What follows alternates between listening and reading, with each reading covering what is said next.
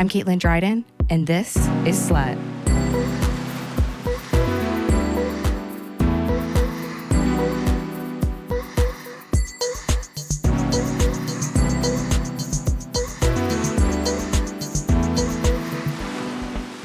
I'm Caitlin Dryden, and welcome to Slut, the show where I question who is and what makes a slut.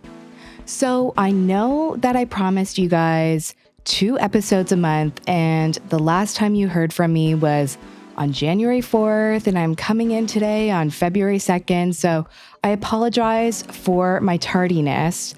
I was going to release an episode at the beginning of the week, and then I had a friend ask me to be in a music video, so I thought you sluts would understand why I had to push it back.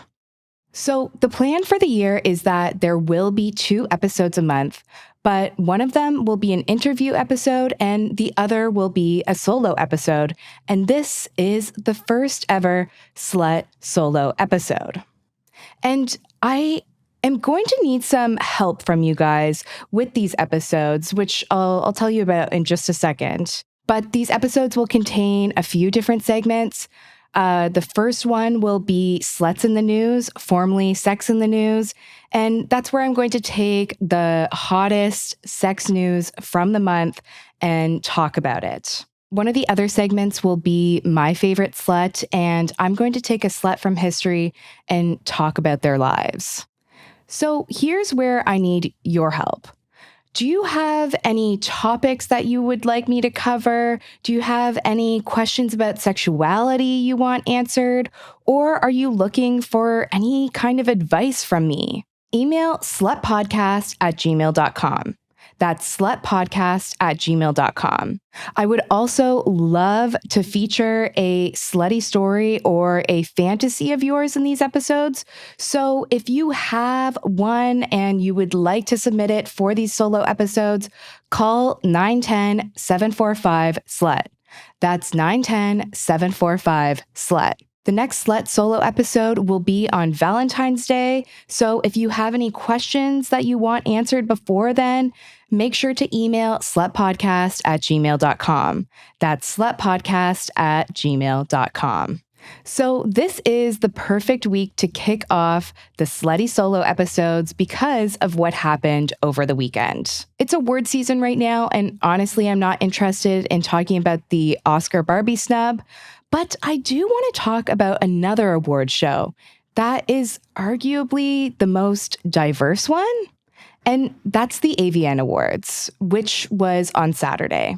For those who don't know, AVN stands for Adult Video News, and the AVN Awards is basically the Oscars for porn. The first ceremony was held back in 1984, making this year's the 41st. And here's a clip of what that sounded like.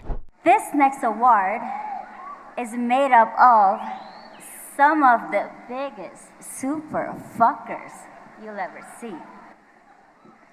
These guys will bang you on a sled, fuck you through a wall, and sometimes even kiss you really sweet if the scene calls for it. Here are the gritty slut fuckers that are nominated for Male Performer of the Year. Angela White won 5 awards, including the Most Spectacular Boobs, which is an award that I would like to win in the future. And now she has a total of 69 AVN Awards. Lust Cinema, which is owned by Erica Lust, is a feminist porn company, and they won Best Screenplay for The Primary 3 with Casey Cavalert and Mark Logan. If you have never heard of Lust Cinema before, I highly recommend you go check it out. It is paid for porn. It is a little expensive, but I do think that they have some free trials. And if you're able to afford it, I highly recommend doing so. Erica Lust has been in the porn world for a while, and she started off with X Confessions, which is when people would write in their fantasies and then she would create porn videos off of it.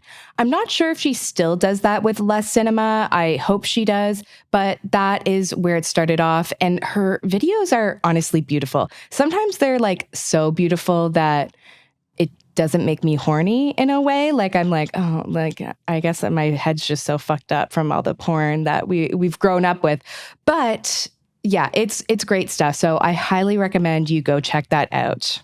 Plug Talk with Lena the Plug and Adam22 won Favorite Adult Podcast, but Horrible Decisions, which is a personal favorite of mine, was nominated for the second time this year. Hopefully they'll be nominated again next year, and I hope that they win it as well. The most outrageous sex scene was awarded to, quote, Raining Blood, Night of the Jizzed In Dead.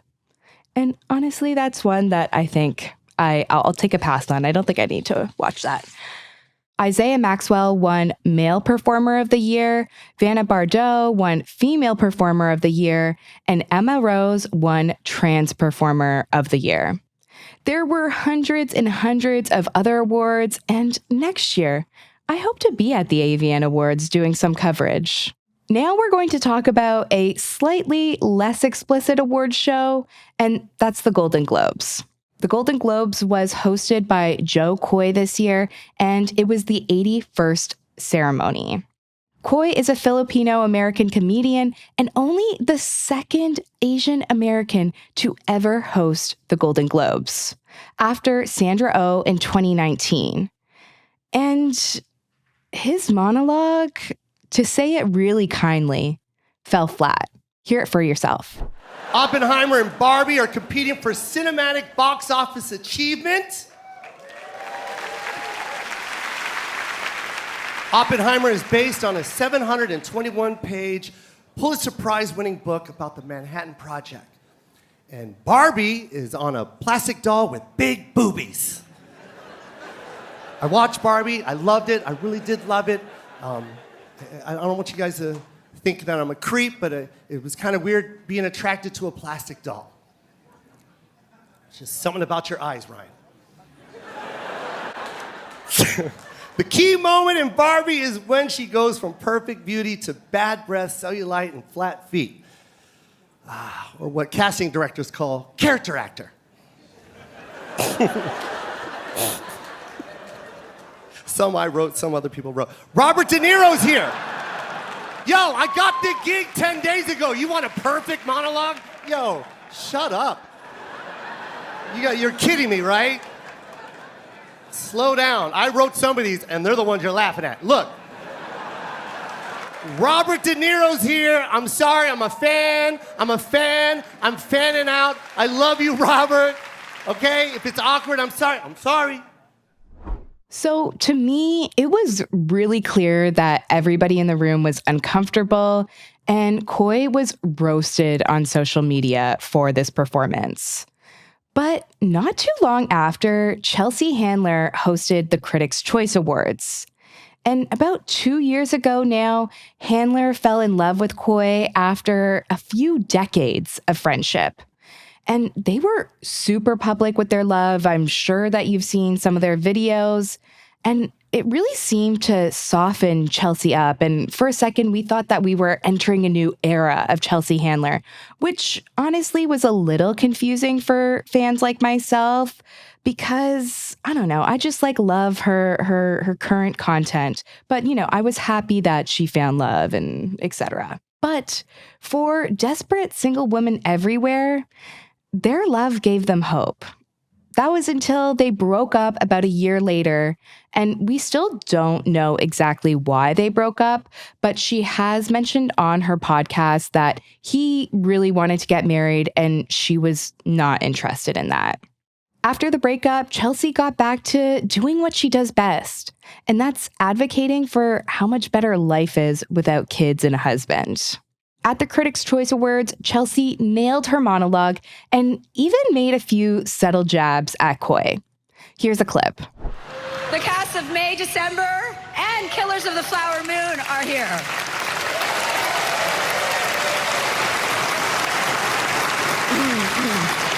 And this is where most comedians would make some sort of May, December joke about Leonardo DiCaprio's dating preferences, but I'm not going to do that because I actually have the same affliction as Leo, but in the opposite direction.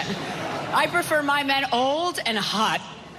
Men who have been around since the railway was invented.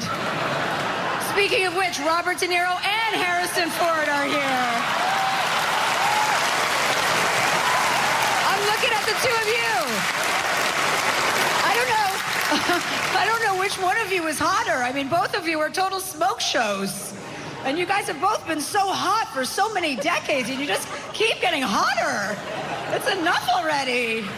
And I know you're both spoken for, okay? So I'm not hitting on you, but I am hitting on you.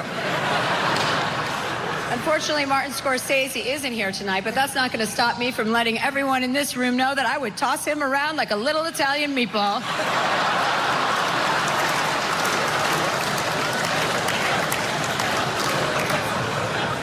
Thank you for laughing at that. My writers wrote it. And where's Cillian Murphy? Hi, Atomic Bomb Ken. Oh, I see him over there. I don't want to reduce anyone's work here tonight to their sex appeal, but I see you over there, you peaky little blinder.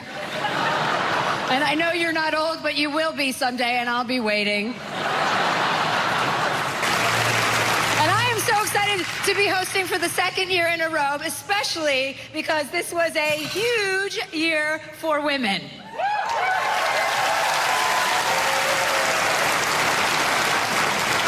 Women were victorious in all venues. Barbie at the box office, Taylor Swift and Beyonce on their tours, Gwyneth Paltrow at that ski trial. This year proved that when given the opportunity, women show up for each other and dominate the culture. You could almost say it was the year of women. Chelsea's right. 2023 was a great year for women, especially Taylor Swift. But 2024 has started off on an interesting foot. This week, fake nude photos of Taylor Swift have been shared all over social media. The practice of creating fake images of someone using AI is called deepfakes, and it's something I'm really concerned about. At the end of 2023, there was this documentary that was released about deepfakes, and I've been thinking about doing an episode on it. So if you would like to hear that, please send me an email and let me know, slutpodcast@gmail.com. The fake nude images of Taylor have been viewed millions of times at this point and are still somehow being shared, even though X has blocked searches of them, and same with Instagram and Facebook, but they're still getting around somehow. X did say that they have suspended the accounts that shared them and are continuing to share them right now. Now, Taylor isn't the first person to experience revenge deepfake pornography. Thousands of people have fell victim to it. But for this to happen to someone like Taylor forces politicians and social media platforms to do something about it. And also, the Swifties join together and siren the alarm bells really quickly. Honestly, they can really make things move. So, since Elon Musk took over Twitter, he fired all of the content moderators. And now, because of the outrage, especially from the Swifties, he is hiring 100 new content moderators. And on Tuesday, a bipartisan group of U.S. senators introduced a bill that would criminalize the spread of non-consensual sexualized images generated by AI. So if there's any silver lining in this mess, it's that some legislation is going to be put in place to protect us. Now on to the next segment, My Favorite Slut. Today, we're going to talk about June Mack. June Mack was an actress and a sex worker born in Louisiana in 1955. Growing up, she was obsessed with Hollywood, and when she could, she escaped here. At first, when she moved to this city, she was a nurse, but she quickly began posting ads in newspapers searching for clients. Her business started to boom, and she was able to quit her nursing job. And this is when she was able to fully recreate herself. She spent 20 grand on plastic surgery, bought a new nose and chin, then pumped her breasts, lips, cheeks, and hips with silicone. To top this all off, she also bought a lavender Rolls Royce, which is so fucking iconic. That is goals. I hope one day that I can buy, I don't think I want a lavender. I think I want like a hot pink Rolls Royce. And also, I need to be rich enough that I can have a driver to drive the Rolls Royce, because I think that's the whole point of the Rolls Royce, right? I think so.